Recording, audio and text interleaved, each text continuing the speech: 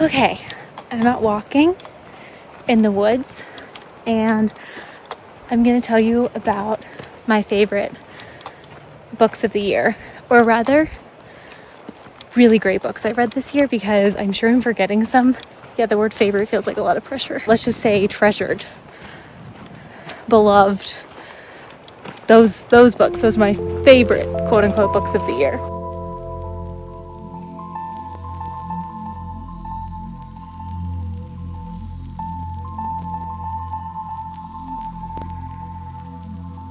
So I want to kick things off with such an amazing reading experience I had at the beginning of the year, which was a time when I was revising the novel that I'm writing. And so I really didn't want to read a bunch of fiction.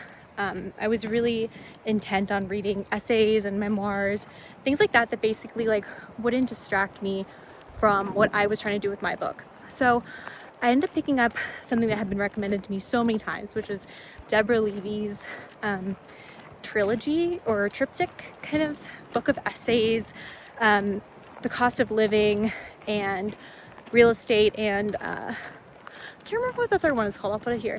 But I picked up that trilogy and I had such an amazing reading experience. Her writing is like, it gives you all of the brain tingles. The books are basically essays about what it means to be a modern woman, and more particularly what it means to be an artist. And I think that sounds like sort of broad, like saying like an essay collection is about what it's like to be a woman, but it's really, she covers so much ground and she uses personal anecdotes, but she also uses a lot of just logic. She's one of those people where the way she logics through life just is exciting. In real estate, she has this amazing argument that just the same way, like you have a real estate portfolio where you collect maybe, I don't know, houses. I guess some people do that.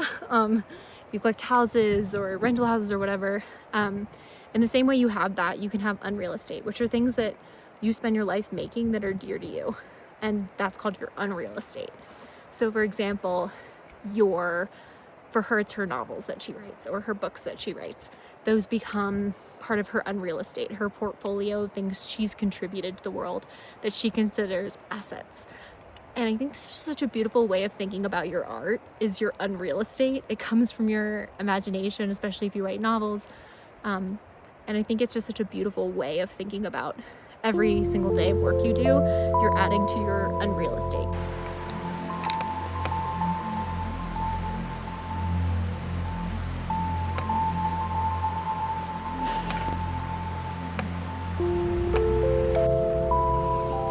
Okay, this feels like a good spot to talk about the second book I loved this year, which is a book called Breaking and Entering by Joy Williams.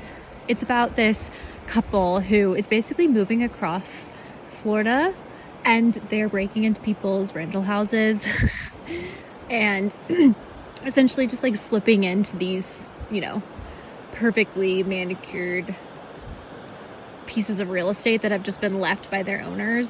Because they're off at their other vacation houses. The premise of this book could not be more me. I love a book about people breaking rules.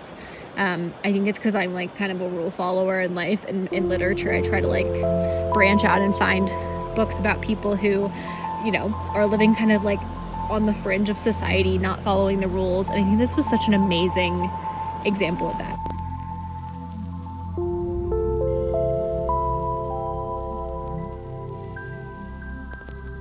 Okay, we're by a river for this next one, which is a questionable audio decision. It's actually like a stream. It's really pretty. Or is it a river or a stream? I don't know. Anyway, so the next pick is Rejection by Tulathimutte. I feel like I definitely am pronouncing this wrong, and I'm really sorry because I should have looked it up. But this book is so good. It was huge last year. It was like extremely well regarded. And I just kind of didn't get to it because the premise had turned me off so much. This is basically an interlinked story collection about people who have been rejected by society in one way or another. So think like incels, but also women who are continuously rejected by men on dating apps. It spans the gamut of what it means in modern day America to be rejected. And it's so incredibly incisive and smart. It's like each story has such a momentum to it, and then you get to the end and you're like, well, shit. And it has an effect of basically like every time you get to a new story, you kind of feel like you know someone like that in the story. You're like, oh, I met this character. Like the whole time I was reading it, I was just having such intense thoughts about like what the internet is doing to us, and this desire to constantly be optimizing our lives is doing to us, what capitalism is doing to us, etc. It caught me on such a beautiful thought journey. And then I was able to also listen to a lot of podcasts that Tony was on, and he's so smart. He's just like, the way he thinks is brilliant, and I love this book. You have to read it. It will be uncomfortable. It won't be the most fun, but you will be so enriched from this reading experience.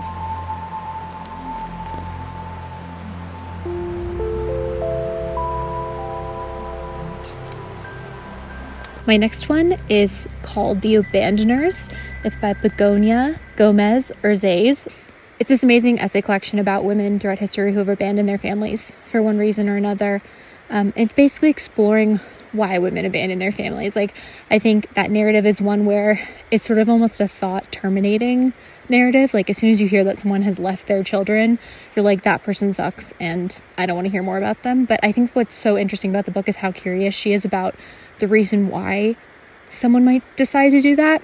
And by looking back on historical women who have made that decision, she really starts to paint a picture of why someone might decide that. And it's complicated and it's interesting and it's explored with a lot of depth. She doesn't try to oversimplify anything. She doesn't say, she's not defending people who abandon their children. She's just asking why. Why does that happen? Why is that happening in society? And there are some really interesting reasons that she comes to. And I just thought it was such a smart book. It's in translation, and a friend bought it for me for my birthday. So it was also really sweet in that respect to like read it and know that someone had purchased it for me. That is always such a nice experience.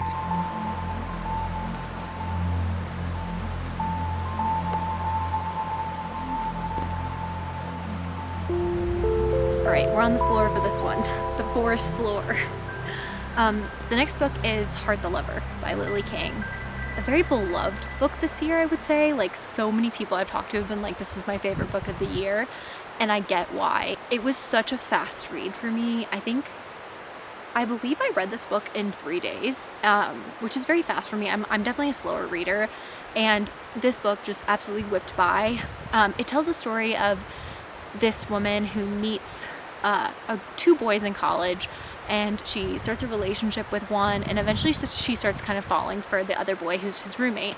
And you kind of track them over the course of their lives as they go their separate ways, and they end up, getting married to different people. It has this beautiful effect of taking you over the span of a life, and just like, I think under 300 pages. It's not a long book at all, and I was gripped.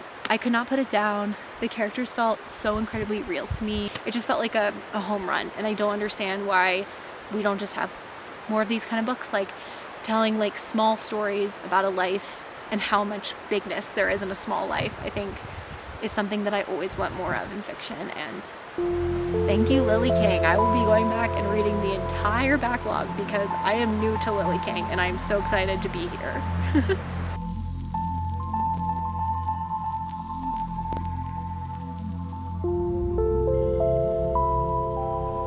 All right, we're doing it finally. We're going to talk about my dear and beloved Katie Kitamura, who wrote a book this year called Audition that to me was severely underrated and end of year lists. It didn't even make the New York Times 100 best most notable book list, which was weird to me. Incredible book. This book is about a woman in a marriage, as all Katie Kitamura books are. And at the beginning of the book, you think that she might be having an affair. You're kind of thrown into the narrative. She's at a restaurant, she's meeting this younger boy, and you're like, is this woman having an affair with this guy?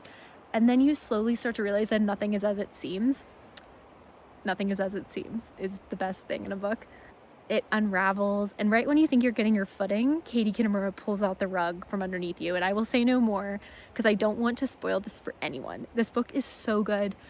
If I have to pick a favorite, this is my favorite this year, but anything Katie writes is always my favorite. So if you haven't read A Separation, if you haven't read Intimacies, run, especially A Separation.